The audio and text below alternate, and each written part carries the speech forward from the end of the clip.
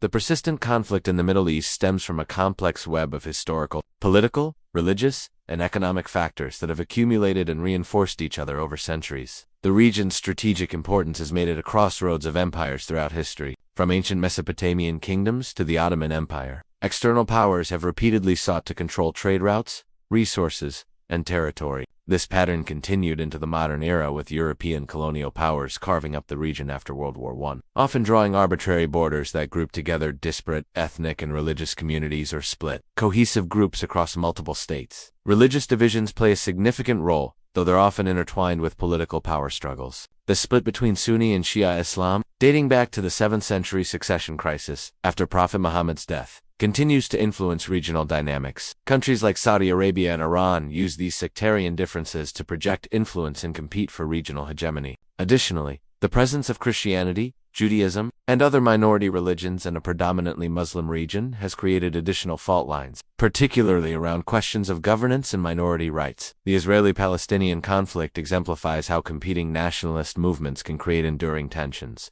Both peoples have deep historical connections to the same land, leading to overlapping claims that does not seem to be amended. The creation of Israel in 1948 displaced hundreds of thousands of Palestinians, creating a refugee crisis that persists today. Each subsequent war and peace attempt has left new grievances and unresolved issues. Resource competition intensifies these conflicts. Oil wealth has allowed some states to fund proxy wars and interventions, while creating stark inequalities within and between countries. Water scarcity, particularly around river systems like the Tigris, Euphrates, and Jordan, adds another layer of competition. Climate change is making these resource pressures more acute. The Cold War transformed regional conflicts into proxy battles between superpowers, with the United States and Soviet Union backing different sides and flooding the region with weapons. This pattern continued after the Soviet collapse, with various global and regional powers continuing to fuel conflicts through arms sales, funding, and diplomatic support for their preferred actors. Weak state institutions in many countries have created power vacuums that armed groups exploit. The 2003 Iraq invasion,